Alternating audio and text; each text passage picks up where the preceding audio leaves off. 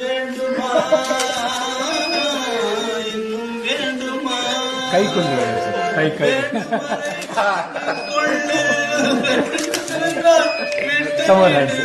வேண்டும் என்றால் வாங்கிக் கொள்ளு, வேண்டாம் என்றால் விட்டு விடு. உனக்கு பிடித்ததை எனக்கு பிடிக்குமா? எனக்கு பிடித்ததே உனக்கு பிடிக்குமே.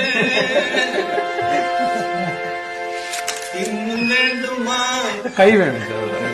இன்னும் வேண்டுமா?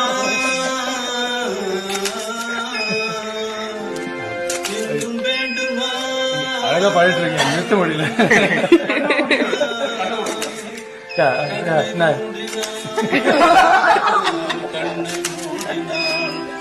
கண்ணை மூடினால் பார்வை மூடுமா?